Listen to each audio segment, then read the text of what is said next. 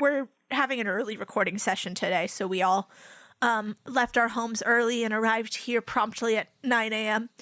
And I saw, as I was driving down my street, I saw ahead of me, and I live on a shared bike and car road. I saw somebody on a bike. Well, I thought I saw 2 people on a bike, or on bikes ahead of me. And as I approached, I realized, no, there's one person on a bike and one person in a shopping cart. And the person on the bike had a rope tied to the shopping cart. Yes. Oh my God. And was towing. Yes. Was towing the shop. And it wasn't like a full-size shopping cart. It was one of the ones where it's like 2 baskets. Oh, were they in the Kat, top basket? These are the only people who know how to live. Kat, Yeah. I have a really important question. Yeah. Were there propane tanks in the shopping cart? They could fit those in the bottom basket. They could could. have. They could have. No, it was wasted. Wasted. Bottom basket. Jesus. It just, they had somebody in the top basket, somebody being towed. How old? How old? Older than you would think.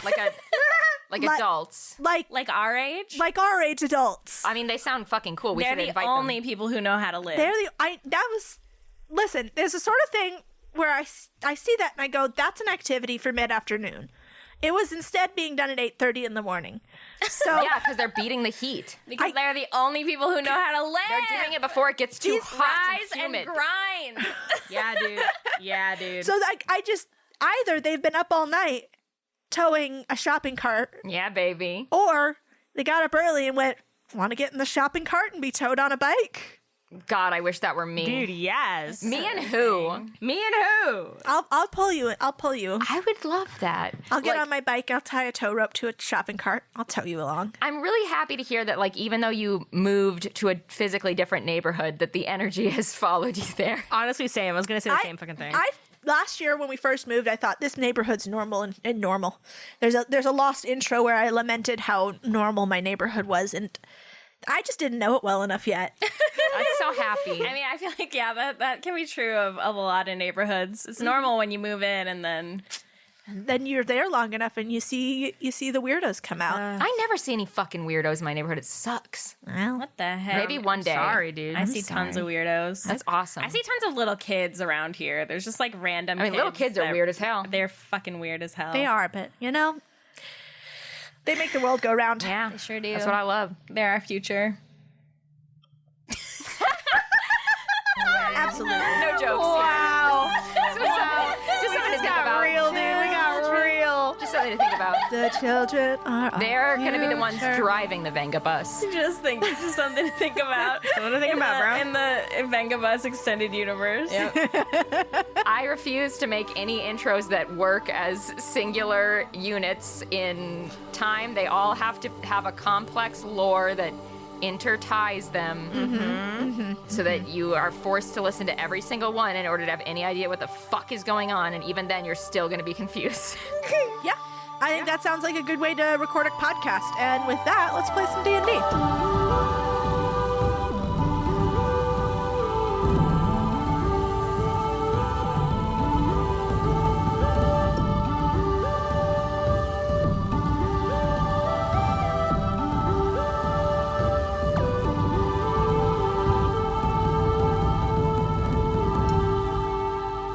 Hello, my name is Kat, and I'm towing someone on a bus.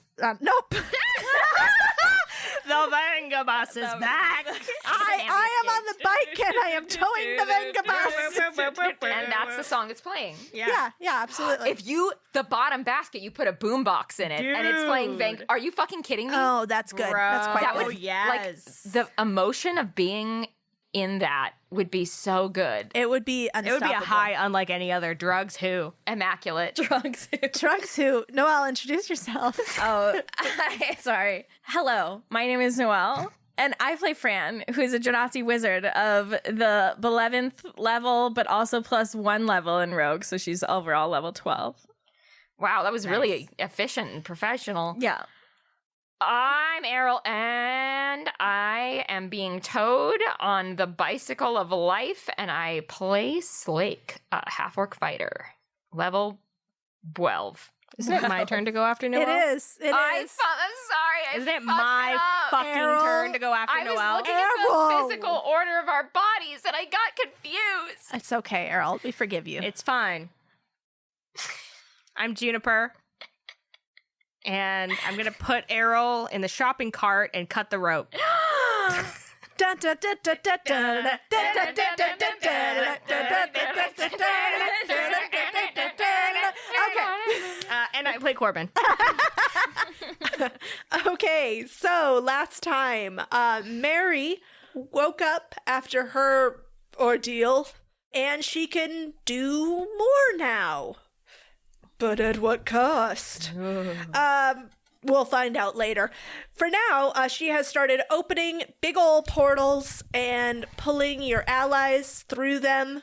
So far, you've got some storm gods, you've got Ava, you've got the Grey, they've all arrived, you've gotten some troops from your various allies around the world. And then, with a clip clop, with a clatter, with a jingle of bells, your very favorite person in all of the worlds has appeared, along with his table and his wares, before you, in front of you, in all his resplendent glory.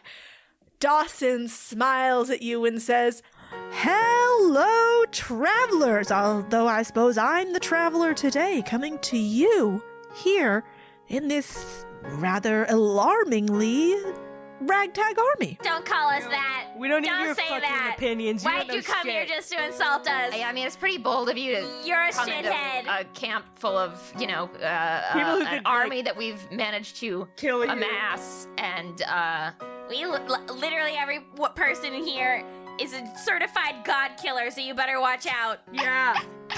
Even the gods who are here are gods killer gods. Killer gods of gods. Yes. Dawson puts a hand to his heart and then looks to Mary. "Is our agreement no longer in place?" And Mary kind of grumbles and then signs, "No, it still is. I'll make sure you survive." Then she looks back at you guys and signs, "And that means we can't kill him as much as we want to." Death isn't the worst fate.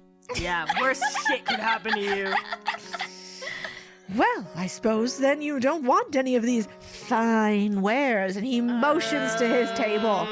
"Now, I understand that perhaps your coins may be tied up in other places. I'm sure this army of yours is not cheap to feed or clothe or equip in any way. But I know that you have a few more interesting items that you aren't using, and I would take those in trade. How does that sound?" Oh. what do you have? Well, let's find out, my friends. Ba, ba, ba, ba, ba, ba, ba, ba, ba, ba, ba, ba, ba, ba. It's time to shop. I am ready for this. I'm very excited. I thought I hate the man, but I love his wares. I love his wares. So, on Dawson's table, in front of you on Dawson's table, you see a small silver case with 5 silver bullets inside. There's also armor made of an iridescent gray metal bolted to soft leather with sparkling chainmail protecting the joints. There's also a backpack made in bright, silly colors that when you pick it up seems very light. Next to that is a jet black sword, and Dawson leans forward when you start looking at it and says, "Now this is a very interesting piece. It contains shards from the sword of Bellius." Ooh. Yes. Wow. Fran elbows Slake. Yeah, Corbin also elbows Slake. I don't know. That sounds kind of fucked up. "My agents went through no small amount of peril to bring the shards from the wilds to forge into this blade. Simply saying, it is a one-of-a-kind piece." So next to the sword, there is a pipe with the bowl carved in the shape of a prancing capybara, which smells very soapy. Next to that, there's a little black cauldron carved with intricate geometric patterns. Dawson looks at you, Corbin, he says, "Now this piece I found in a temple to some nature gods. I couldn't say which. As a druid, you may find this particularly interesting." And he gives it a little tap. Dawson, I hate you, But I did look at that cauldron, and the first thought I had was, I bet that could brew a mean cup of crow tea. So, I'll consider it. Next to the cauldron, there's a pair of silk gloves so fine they are almost see-through. Oh. And next to that is a small vial of void black ink and a silver needle. So, that is what Dawson has for sale. What are you guys interested in?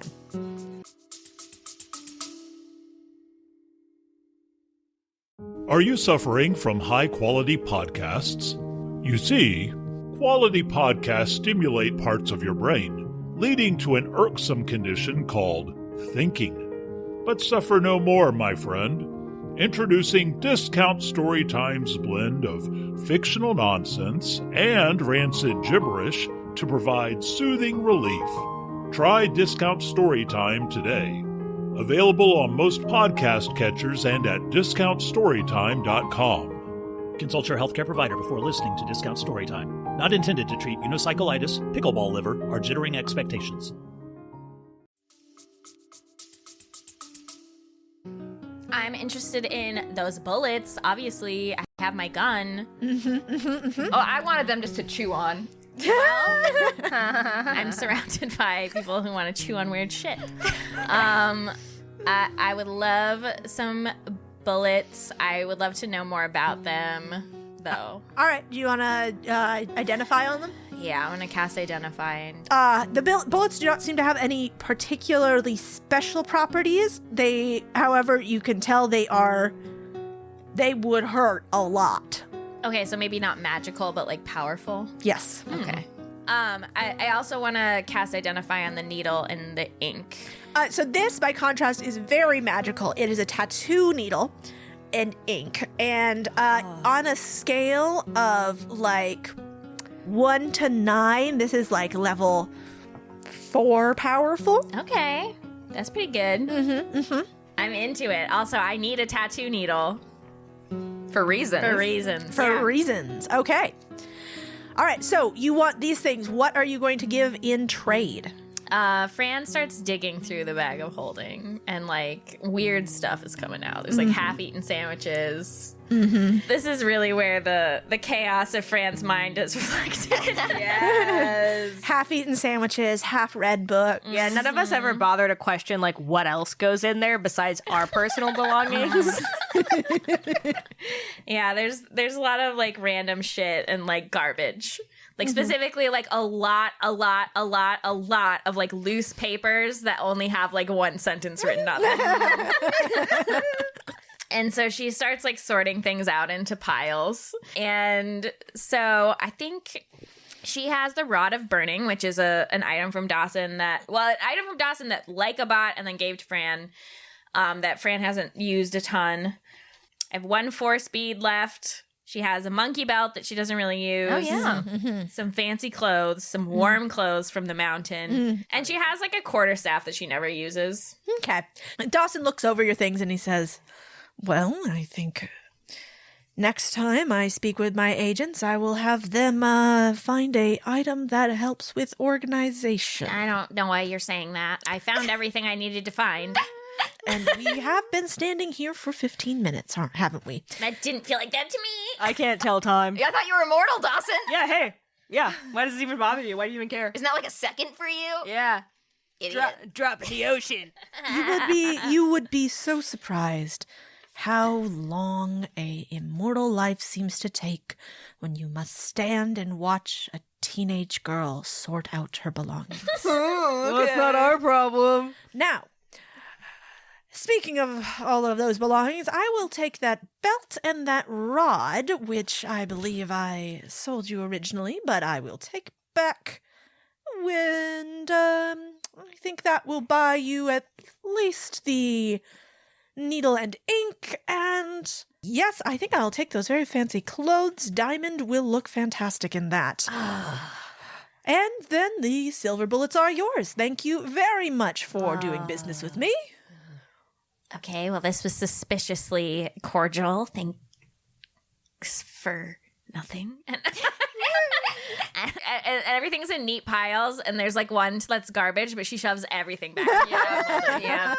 Yeah. And Dawson touches his heart and he says, "You wound me, Frenika. We are allies now." I'd love to wound you. Good one. All right.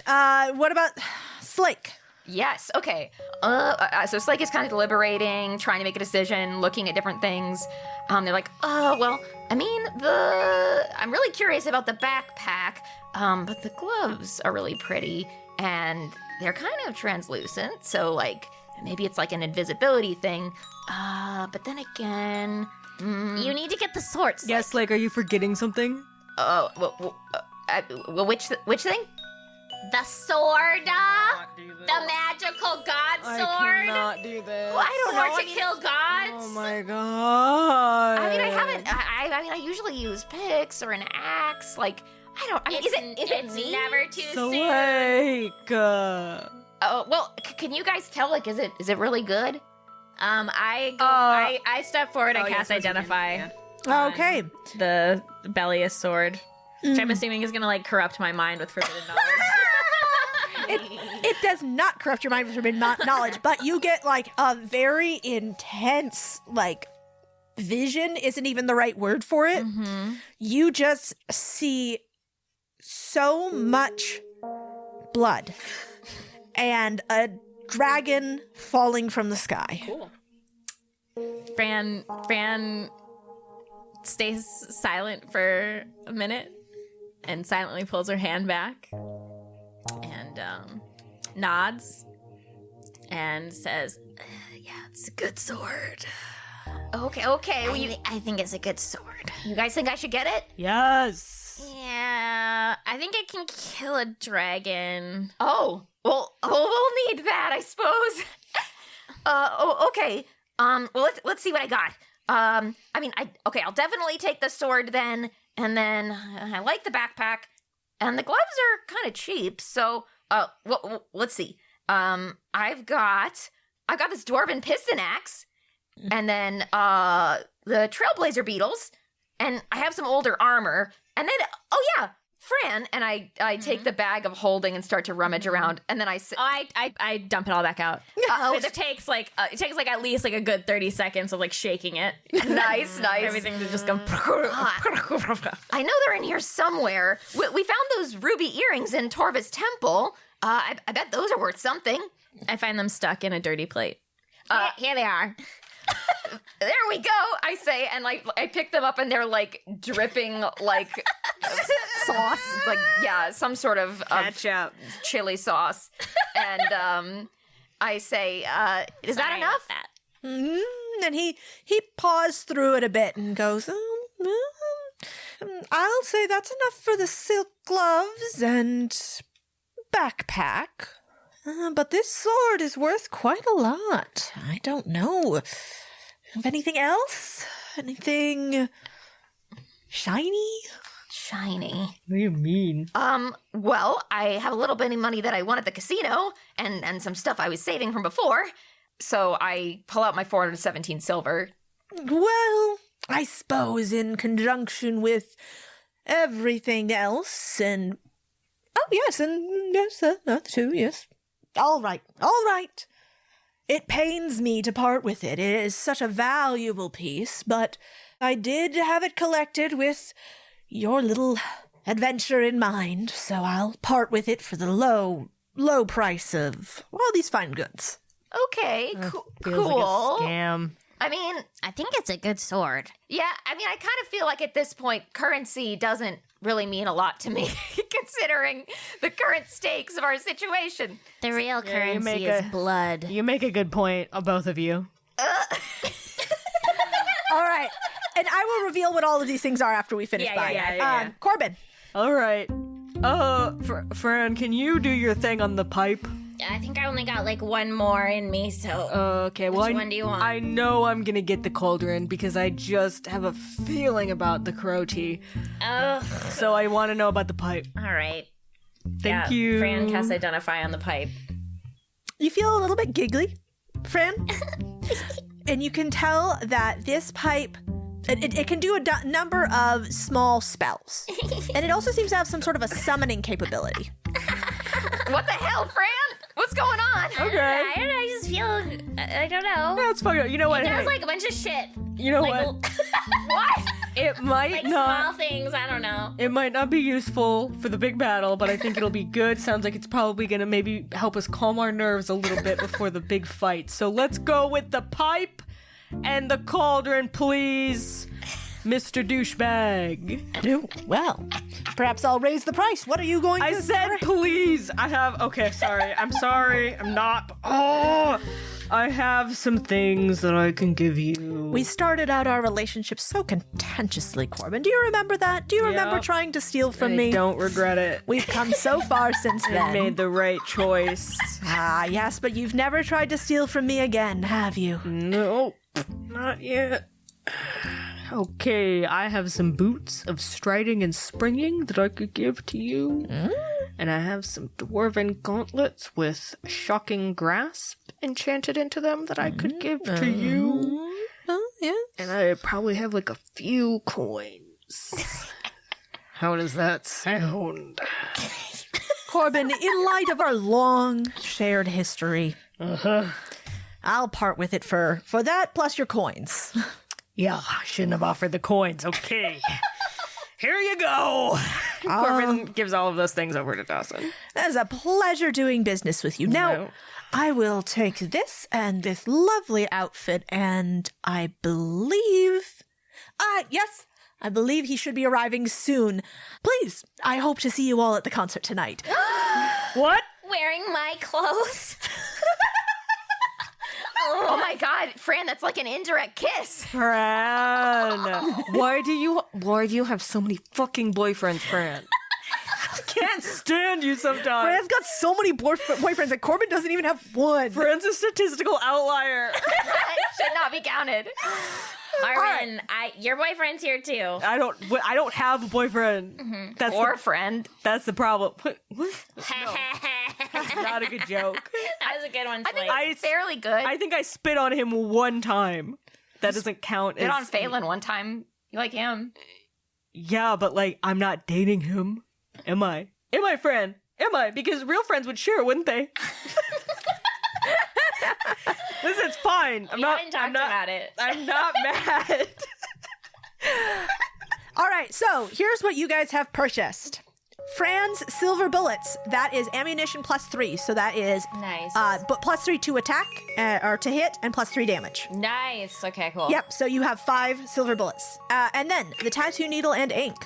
This is a spell wrought tattoo at 4th level. This magic tattoo contains a single spell up to 4th level wrought on your skin by a magic needle. Once the tattoo is there, you can cast its spell, retiring no material components. The tattoo glows faintly while you cast the spell and for the spell's duration. Once the spell ends, the tattoo vanishes from your skin.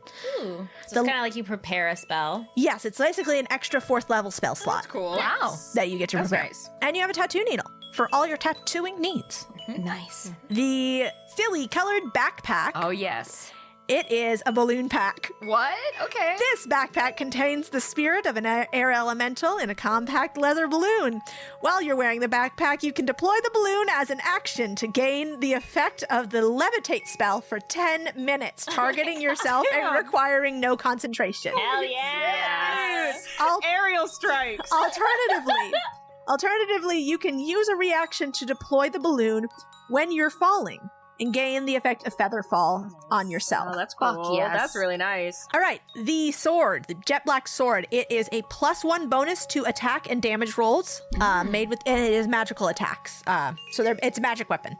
However, even more exciting, when you hit a dragon with this weapon, the dragon takes an extra 3d6 damage. Yo. Oh my God. Hell yeah! Dude, we're gonna be tag teaming the dragon. Well, I can get up there now because I have a balloon. All right, so the silk gloves. These gloves seem to almost meld into your hands when you don them. Seems normal. Not a good sign. Not a good They Great. seem almost. They don't actually. Unlike Mr. Wentle's. But when a ranged weapon attack hits you while you are wearing them, you can use your reaction to reduce the damage by 1d10 plus your dexterity modifier, provided that you have a free hand. If you reduce the damage to 0, you can catch the missile if it is small enough to hold in your hand. That's wild. That's cool. So you get to catch You shit. can, like, catch arrows, yeah. All right, next is the capybara pipe. So the pipe has 3 charges, and it regains all spent charges daily at dawn. While you hold the pipe, you can expend charges to gain access to the following properties. 1. For 1 charge, you can cast Fog Cloud as an action. For 2 charges, you can cast Misty Step as a bonus action. Ooh, that's cool. For all 3 charges, you can summon a steam mephit as an action. The mephit is friendly to you, obeys your verbal commands, and acts on its own turn in the initiative order. It disappears in a harmless puff of steam after 1 minute, or it ends its turn more than 60 feet from the pipe.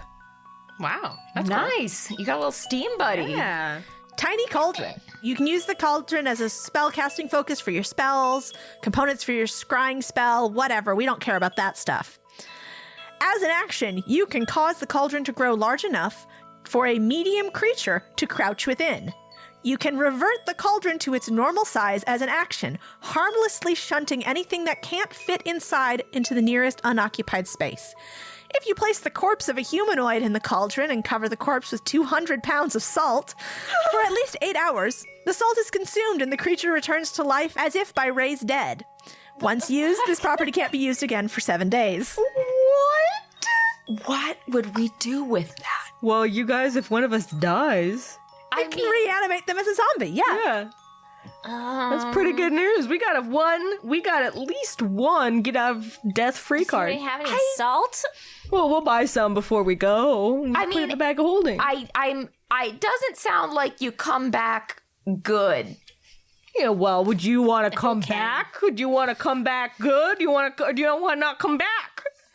Well, you want to come back? I don't know. Come back. All right, so that is the cauldron. You Yeah. can stick one Dude. creature in the cauldron and it will be Put stuck. Torva in the cauldron. Put Torva in the cauldron. Torva in the cauldron. Put him in the cauldron. Get him in the cauldron. All Like right. when you put a bug under a cup. Yeah, Yeah, exactly. Exactly. Like That's that. exactly it. Is you basically the cauldron is a big cup that you can put over a bug. All right. So as you all are looking through your new items, Dawson takes the gold and the things that you've given him in trade, and he sort of shoves them all into a sack, from which he pulls out his own red carpet that he unrolls for himself. And as you leave him, he waves and he says, "Please enjoy Diamond's show. Let him know that he's a very good boy and I'm very proud of him. Goodbye." Horrible. Okay.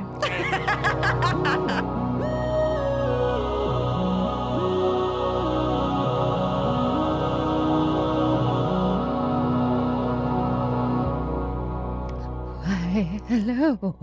It's me, Noelle, here for a mid-roll on this dark November eve. Hello.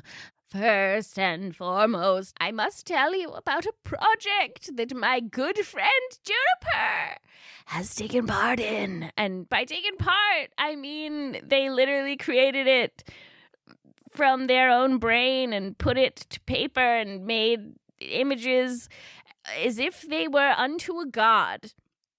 By which I mean, Juniper has been releasing a really awesome webcomic called Blood Memory, which you can get to by going to legendlark.com/bloodmemory. It's so cool. It has tons of visual memory flashback things that are visually striking as the main character uncovers the story of a dying man. To give Juniper's summary, it's a short comic about an undercover angel of death who's doing his best to keep burnout at bay while working to save other supernatural beings from an evil organization that's hunting them. At least he has a cute vampire boyfriend. If I understand correctly, this is actually like a small spin-off or like side comic of like a bigger story and a much longer comic that Juniper is currently working on. So again, I would definitely head on over to legendlark.com/blood memory if you want to check out some spooky, scary, cutie, funny little comic about an angel of death and a cutie little vampire boyfriend. Juniper has like worked their butt off on their comics lately, and it really shows. And I'm really excited for you all to check it out. So again, that is legendlark.com/blood memory. If I say it enough times, you will go there. legendlark.com/blood memory. legendlark.com/blood memory. Go to there immediately. All right, thank you. I just am feeling amazing. I just am in a great state of mind. This morning, I took my dog out in the city for a walk, and I was walking him in a stupor, and I looked down at him. I said, Googie, why don't you have a leash, a collar, or a harness? Why are you naked in the world, unattached to me, ready to run off at any moment? It was like I had woken up from sleepwalking and my dog was just there. I don't know why I did that, but that's kind of like just where I'm at. I've been very, very busy, and I just wanted to thank you guys so much for all the patience that you have had as our posting schedule, and in particular, my editing schedule has been erratic. I promise that it's not due to a lack of wanting to make episodes, but just simply due to not having the faculties and the time. These episodes as well are just like truly, as Kat said, patching together little shoestrings and fibers into a new coat. So I just wanted to let you guys in on kind of the timeline we're looking at here. So obviously, like, the Guardians in this stage are kind of in their planning stages.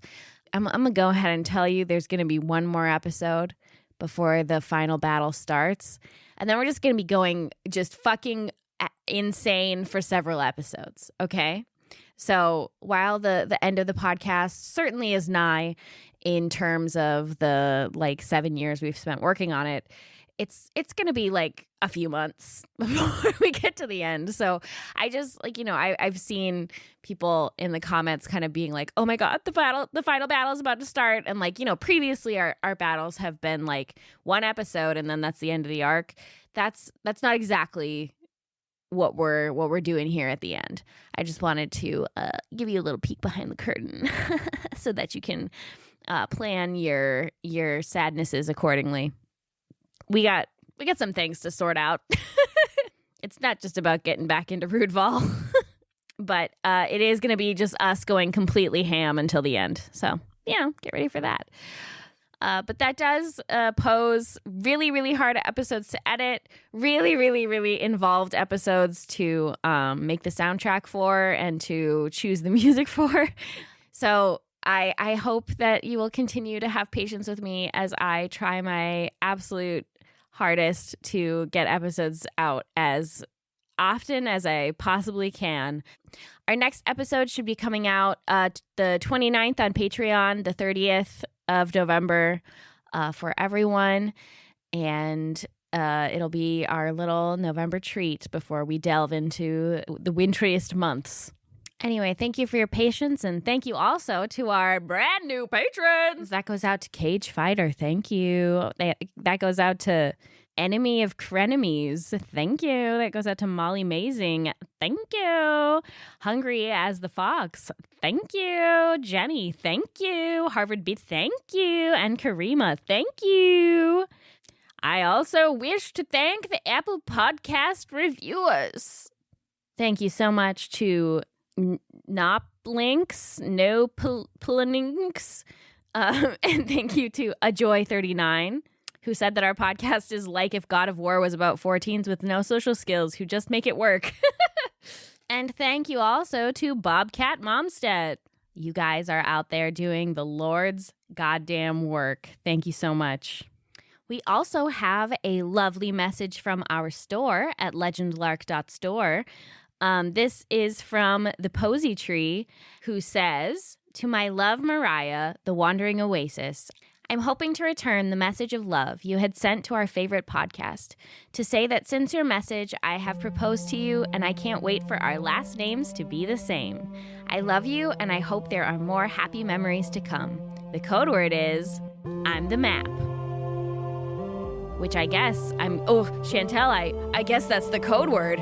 I'm the map, the sleeper agent is active. Go.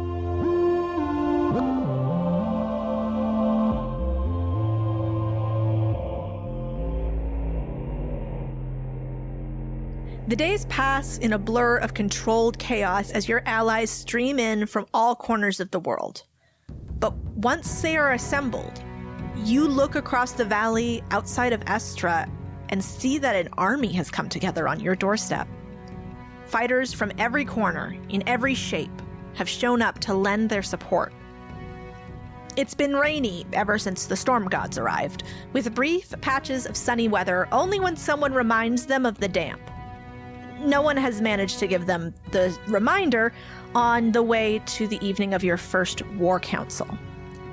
The leaders of all the major fighting forces have gathered in the library, looking at the maps and tokens in front of them and quietly discussing numbers and supply lines. Tanavine is there, as is General Olivia and Prince Azam, who managed to convince his complaining father to go back to Danmar and protect their people. Damn it. I know. I wanted that old man to be in the battle with me. So did I. You think I didn't want that too? I needed to hear the crunch of his old bones. Wow, someone's a pervert. That's right.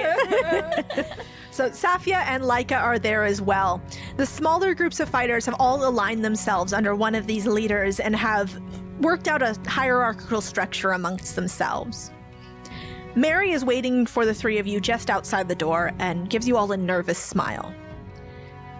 "We have to be serious in there," she signs to you and looks each of you individually in the eyes. "No suggesting dumb joke plans, okay?" What? We don't do that. Mary, I've never told a joke in my life. Good one, Corbin. Every word out of this mouth is really serious. Corbin, I don't think that really makes me feel any better. Well, Let's just... All right. We are professionals. We are important. All of us. All of us. And we're going to be serious and grown up about this. Yes. Hands in. Grown-ups on 3. 1, 2, 3, grown-ups! Okay. Let's go. okay. I don't feel better. I feel fine. Mary opens the doors to the library and everyone looks up at you.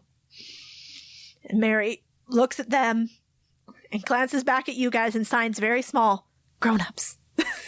Yes, we're just 4 professional adults attending a business meeting. You got that right, Slake.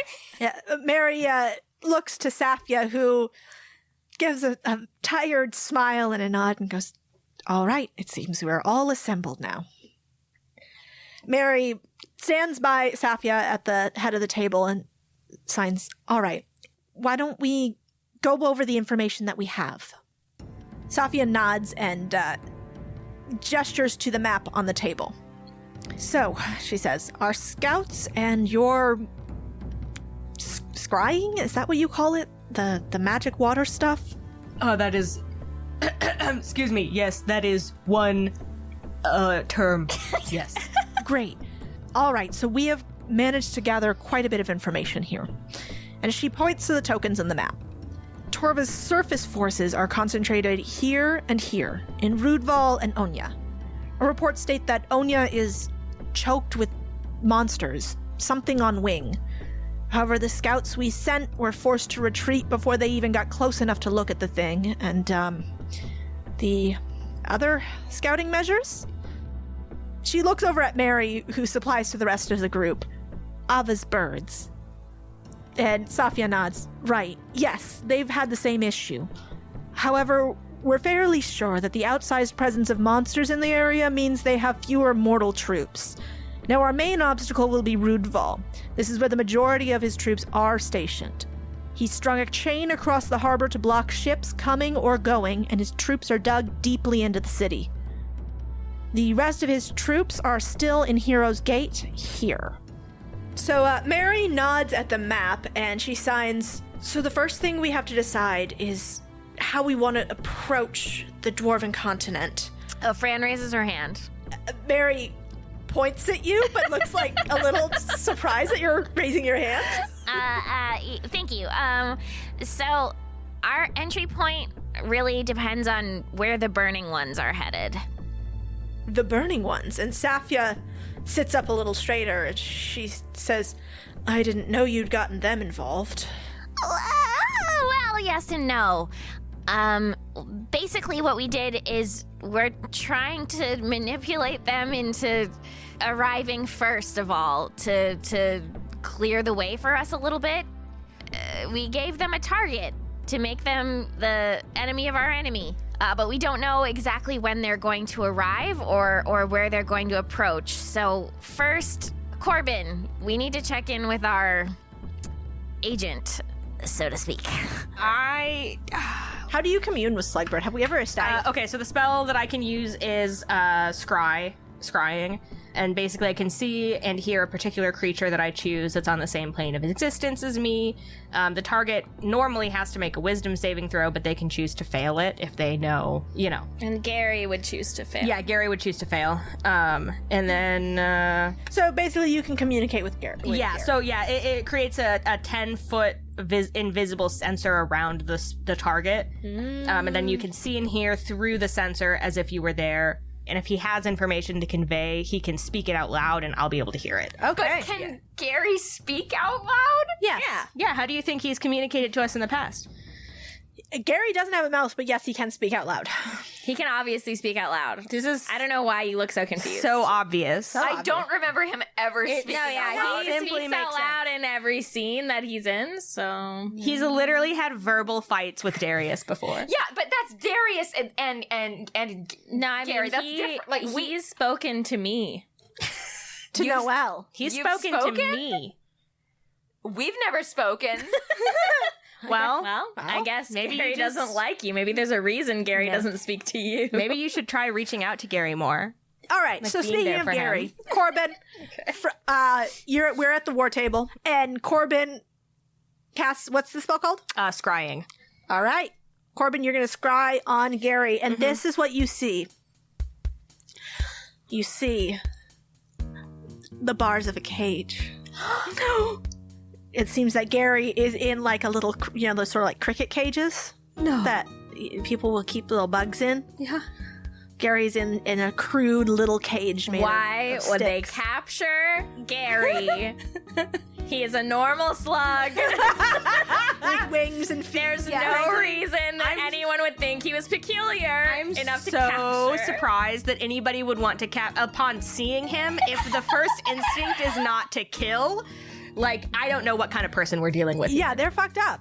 There's something wrong. Yeah, there is. Okay. So you see the bars of a cage, and then looking out a little bit further, you see that this cage is, it seems to be like mounted on top of a horse almost. It's kind of what you're feeling like. It's like maybe, it seems like you're mounted between the horse's ears in a sort of Mad Maxian, This is where Gary belongs. I'm no longer worried.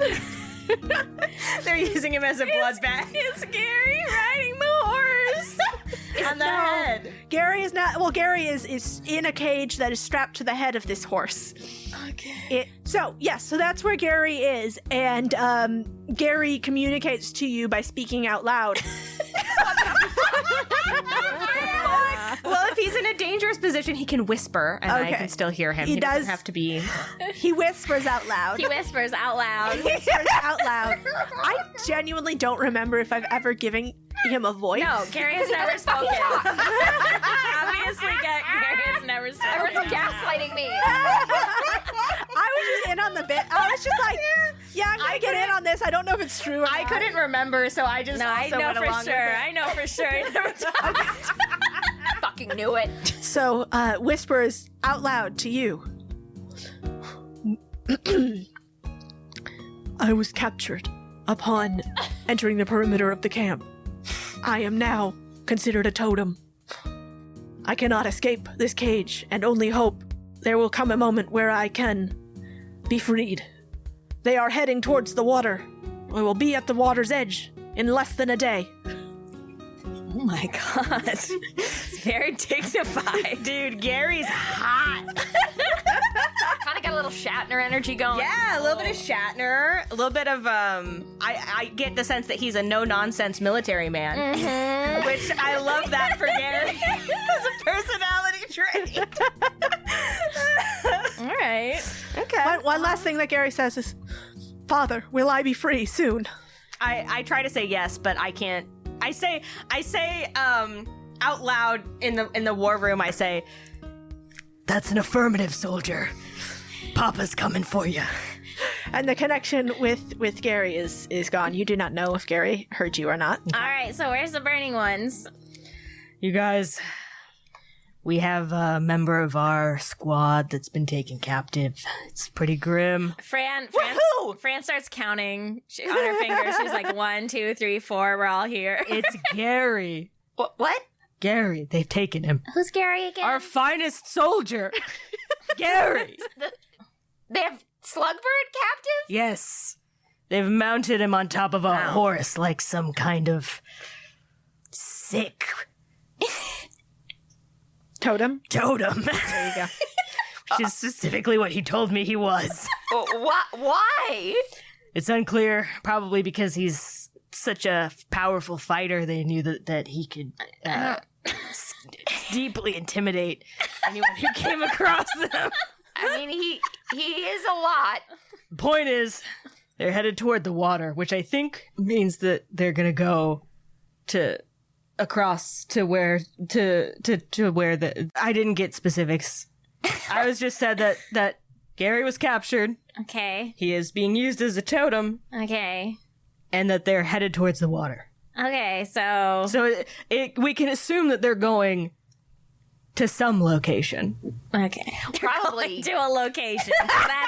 That's great. If I Corbin, were- thanks for that If I information. shut up, Fred. If I were a betting man, I would say Rudval because that's the main dwarven harbor city area. Safia cuts in. It's a location too. Shut up. Safia cuts in and says, I believe you're right. Most people don't even know about Onya, and I don't think the Burning Ones would be aware of it. However, if they're approaching the water now, it means we don't have much time to make our move. Right. The assembled group looks over the map and the overwhelming number of tokens that Safia has laid out to represent Torva's armies. Prince Azam picks one up, turns it over in his hand, thoughtfully. He says, well, who's got a plan? I do actually. I have a plan that I've been formulating for quite some time. Oh. I'll need a strike team of children. Pardon? So the conversation stretches late into the night, with everybody talking about the various possibilities, the plans, the resources you have at hand to defeat Torva. And actually, you've already planned what you want to do, and that's something we will release in a bonus episode. Yes. It's sonically horrible, but I really hope you guys will enjoy it if you're subscribed to the Patreon. Yes. However, for those who don't want to torture themselves, why don't you guys just give me a little taste of your plans here? So you guys discuss things like... Big. Like how big? Like bigger than a house? Way bigger. I can't even conceptualize. and other plans like... And then it come down and smoosh them. Wow, that's brilliant. Wait, how exactly would that work? You also discuss things such as... And our dad will be there, and he's gonna kick their ass. All right, you seem very sure about that. It'll happen. He can do anything. You go through all these ideas. Everybody has reactions to them. Everyone loves them so much. But at the end of the meeting, you have a plan. The next weeks are a blur of activity as work begins on these plans that you made with your war council. The artificers, both the magical builders of Estra and the gnomish mechanists from Madria, begin work on an enormous contraption of metal and magic.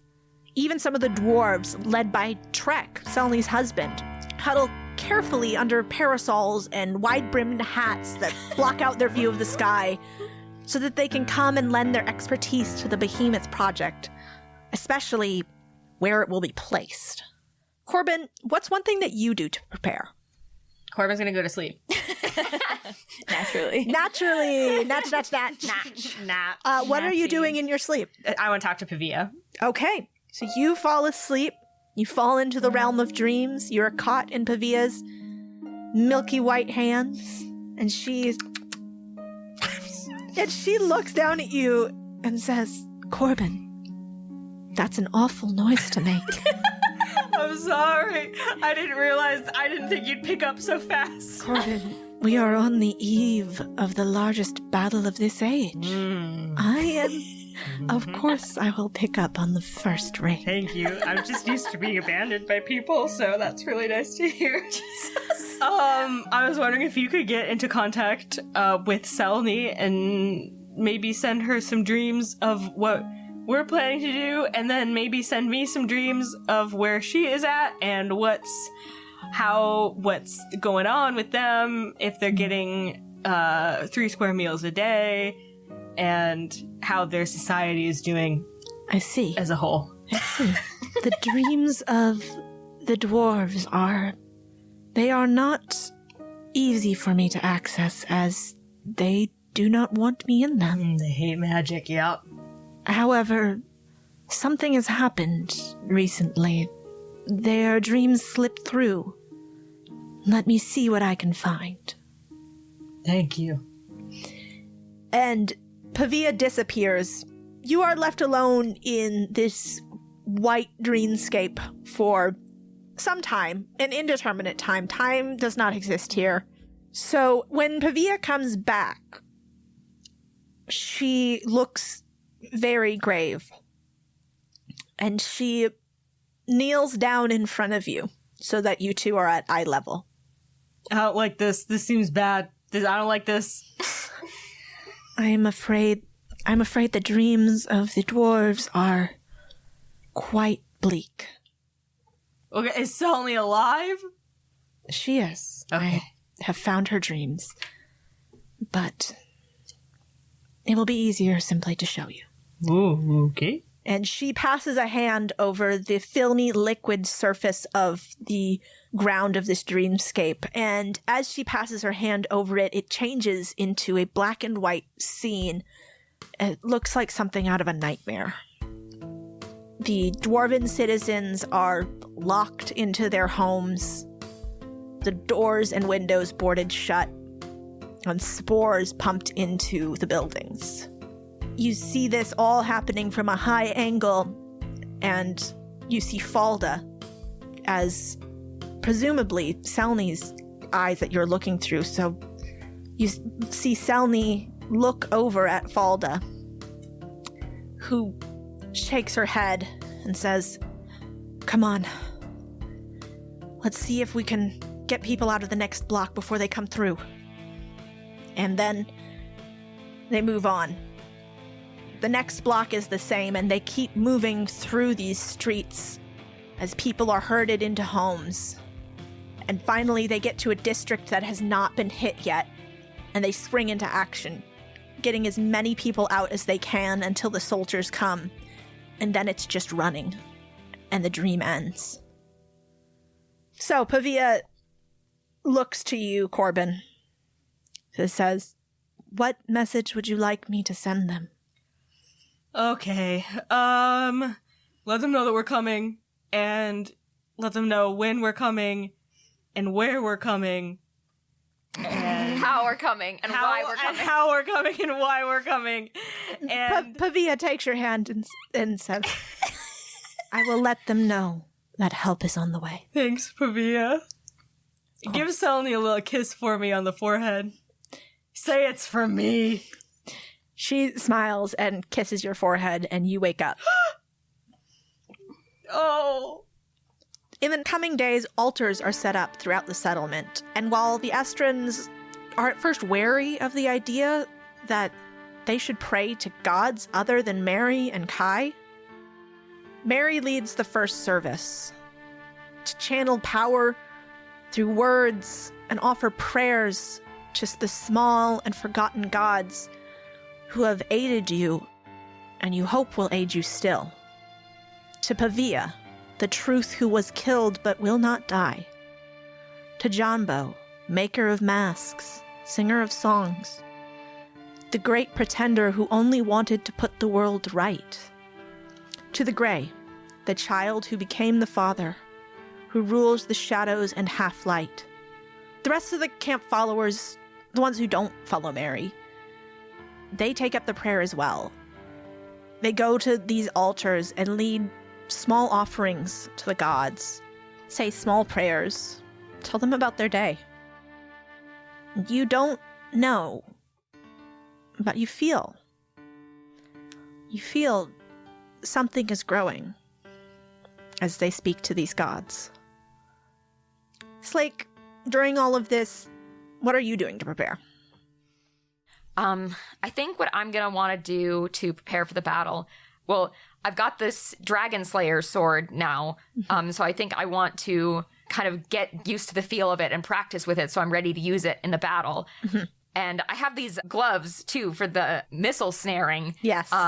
That let me, catch projectiles. So I think I'd probably want to go and see Namavi, my mentor, and train with her. All right, so you head over to the Orcish camp, which is the best established of all of the camps, of all the people who've come to help you. The orcs are nomads. They are used to striking down their camp and setting it up in a new place the next day. While some of the other groups maybe have had a little bit more trouble, maybe needed more help from the Estrans, the orcs have just been cruising along, and they have set up a little training grounds, and Namavi is there working with some younger warriors. But when she sees you, she looks at all of them and says, all right, start running. And the recruits just take off. And Namavi looks at you and says, Slake, it's good you've come.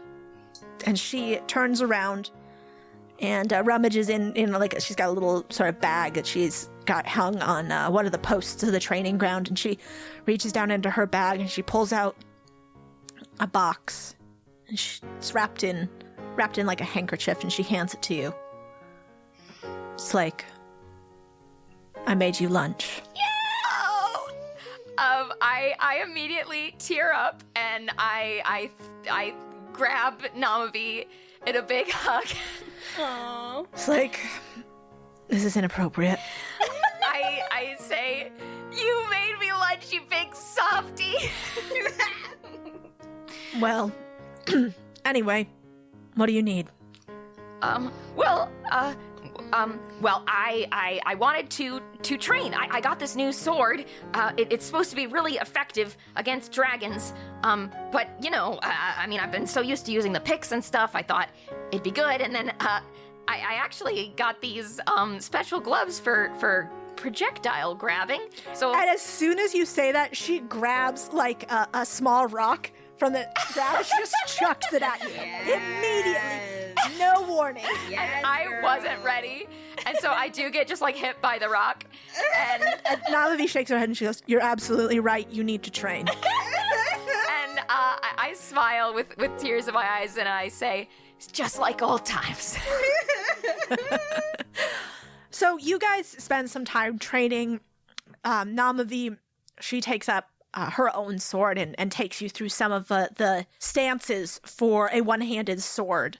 All the while, just at random intervals, throwing rocks at you. Yes. And every time one hits you, she just says, shameful. Shameful. That would be. Oh, I love it. After some time, once you are sufficiently covered in bruises and you have a big old bump right in the middle of your forehead, Nalavi says, enough. Eat your lunch. I think I'm getting the hang of it. You've shown improvement. Come back here tomorrow and we'll work more. Thanks, Namavi. When all this is over, you'll have to come visit my art gallery. I would like that. And I, have a very, smug, conspiratorial, look on my face. I'm, looking around, do you guys see this?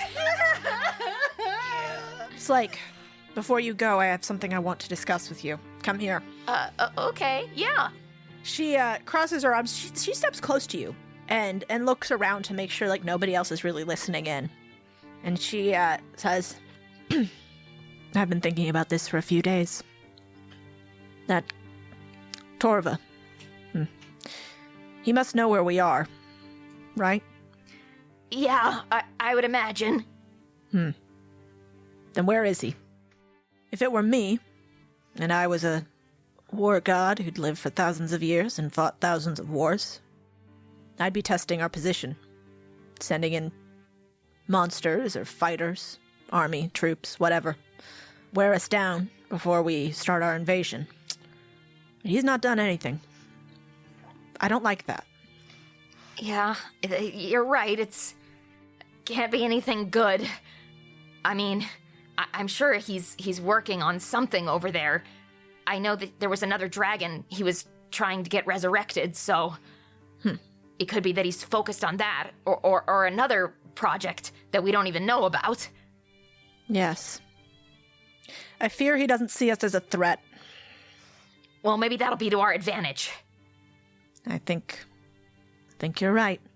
There's nothing better than an enemy that underestimates you. You're so fucking cool, Namavi. And she holds out her hand and she takes your forearm. Handshake of kings. Yes! And she says, this war god won't know what hit him. I give her a little salute. All right. Some days later, Leica leads an expedition team to locate one of the fallen pieces of Estra, which landed in the jungle nearby. When she returns a week later, the wizard on the expedition team opens a portal to bring Mary through. It is a piece of the forest, which has stubbornly clung to life all this time since it crashed to the world below. The massive chunk of land soars above the surrounding jungle, the rough-barked trees and pale blossoms starkly different from the lush vegetation on the ground around it. Mary turns to the team and signs, "This will be perfect." Fran, while this is happening, what do you do to prepare? So Fran, as ever, Fran wants to go do some sneaky business. So she sneaks off to any place where she can be alone and in the dark. Yeah, so probably, there's some basements in the buildings. Yeah. I'll say the library has a basement where they keep old records and stuff. Okay, yeah. Fran goes down there and she blocks the door behind her. And she presses her hands together in front of her face. And a circle of symbols spreads from her feet and starts to glow further and further out around her. And she says, "Fuck! Bastard! Damn it!" And she summons a demon. Which one? She's gonna summon her little baby Barlgura. Okay, Barlgura, you're up. Oh, Franika, I didn't think I'd be hearing from you again so soon. Hi. So, hello. Itching for death? No. Might I lend you a hand? No, stop. You're being weird. Listen, I need to make a deal. Can I make it with you, or do I need to talk to your boss? Well, let's not get my boss involved. Well, he's got to be involved at some point. Well, let's lay down the terms, dear. We'll go over it. You might regret this later, but... Yeah, I'm sure I will. All right, look. I have interest in the void coming up here. Ooh. Yeah, I might need some real estate or something. And I don't want me and my friends to be unprotected when we're there. Did you think me a landlord with infinite void apartments just ready to go for you at a whim? This is why I wanted to talk to your boss. Well, my boss isn't available. You'll have to deal with me. Whatever. Okay, so Middle management's a bitch. I know. yeah, I'm starting to sense that. Look, what I can offer you is all the food you can eat, baby. And by food, I assume you don't mean your measly little mortal scraps. I am not food. Well, what do you think you are? Like, that doesn't matter. If you're not food, why are you here? Because I'm gonna kill the forces. Oh. Well, now that is intriguing. Oh, Frenika, you always know just how to titillate me. I hate you so. I hate you too! Nasty! So what do? Do we have to shake on it? If you help me do this, you can consume whatever's left. All right, you have a deal. Okay, I hold out my hand over the edge of the circle. Barlgura takes his monkey hands, sticks his little hands in his chest, opens up a chest cavity, What? and you see a rhythmically beating black heart. And he says, Sign on the dotted line right here. Squeeze the heart, What the fuck? and we will be entwined. Fran slowly reaches in, which I'm assuming is like, yeah, it's nasty, dude. There's like some spikes and teeth in there too. and she like faces away with her body and her face, but she squeezes. You squeeze the heart, and it collapses into a goo in your hand. And as you pull your hand away, it is covered in this black ichor that spreads up to your elbow and then fades away. But as you look at your hands, your nails have turned completely black. The contract is sealed, Frenika. I hope you don't regret it.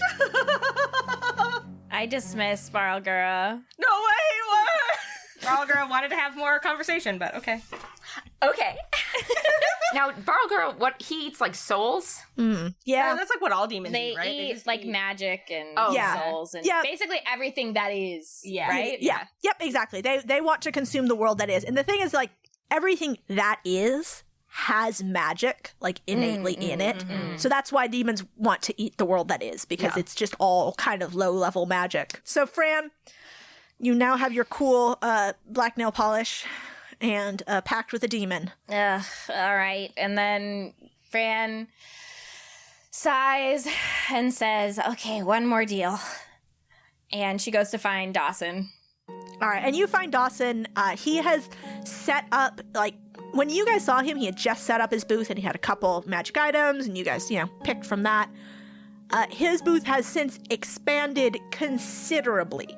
He has several tables which have various items on them, some of them magic, some of them not, some of them that he's saying are magic, and you, Fran, can absolutely tell they are not. Like, you guys have been encountering Dawson sort of in the wild so far, but now you've found him in his element. He has set up shop here in your camp. And as you approach, he raises a hand and says, "Hail, Frenika! Welcome back! Can I interest you in any of my fine wares? What about these?" And he holds up a bag of marbles, which is just, in fact, a bag of marbles. Lost that? Your wit is razor sharp as always. All right, look, I want to make a deal. And he leans forward over his table and he says, "Is this a deal that you want to be public, or is this just between you and me?" The second one. "Then please, come into my office." And he motions to this wildly colored tent that he's set up behind his tables. right, Fran's ears are like up to her shoulders. She's like, ugh. Yeah, you making a deal with a literal demon, you're like, no big fine. deal. Yeah, whatever. Yeah. This is wrong. crossing a line. too far, dude. So you head into Dawson's tent, and lounging on the cushions is Diamond. You know, after his performance last night, he's been giving these inspirational performances to the troops. And Diamond is back there lounging, eating grapes. And Dawson says, "Oh, Diamond, dear, be gone." And Diamond hops up and goes, just salutes him and heads out the back of the tent. Bye. Diamond! Fran sits down. She leans her elbows on her knees.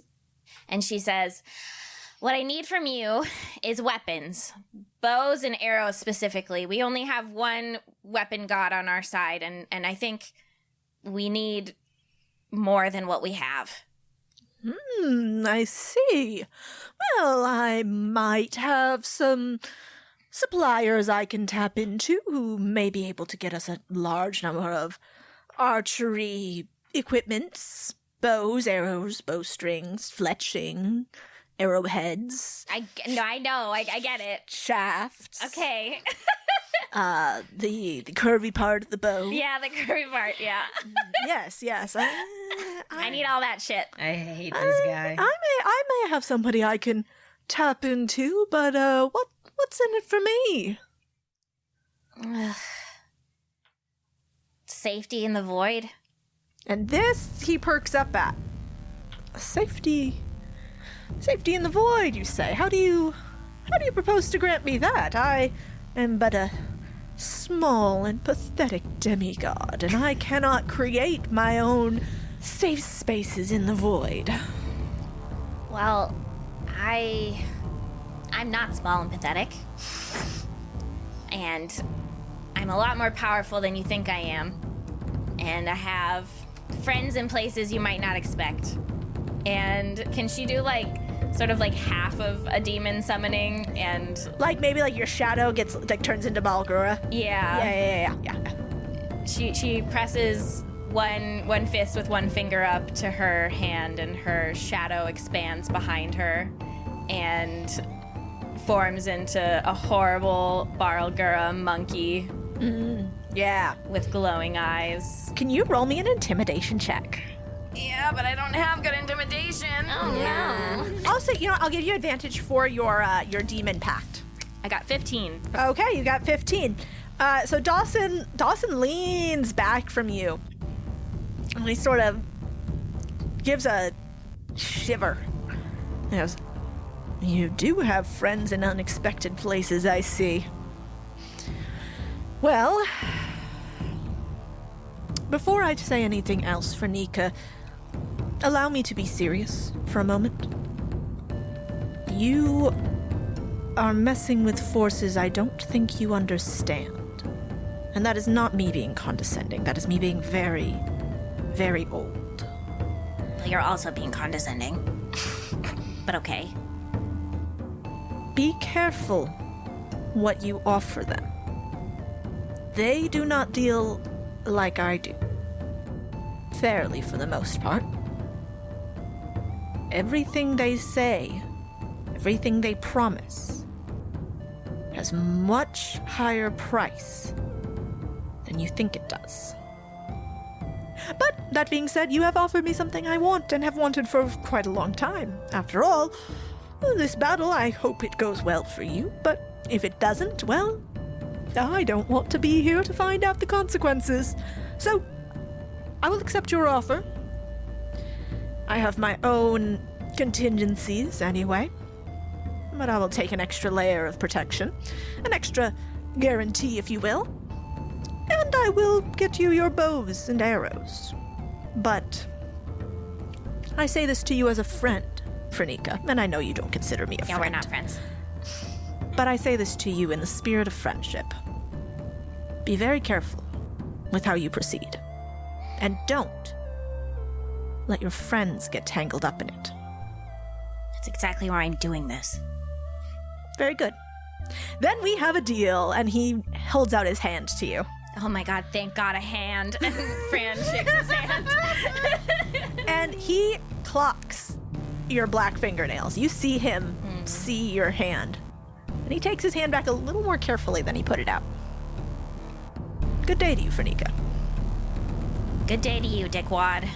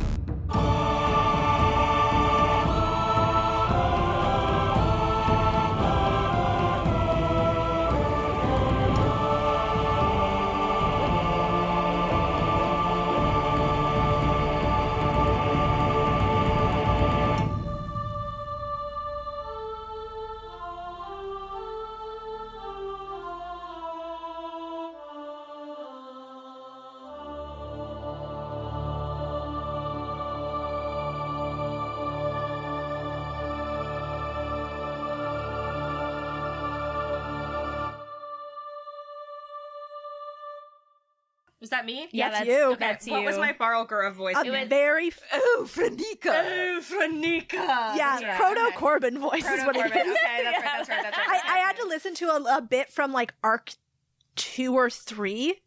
Was it when Corbin still had an accent? Yeah, when Yeah, Corbin it's still weird, had an right? accent, it was very weird. I was like, "Who is this old man?" I dropped it like So subtly. very sudden. Yeah, it tailed off. Yeah, it tailed off, and you went from like weird old man to boy, but Yeah. to weird old boy. Weird old boy. Yeah, I got there eventually. But you were that was still very much in your like snooty aristocrat old That's man right, voice I era. forgot. I forgot Voldemort about voice. that. Yeah. Voldemort, So anyway, Okay.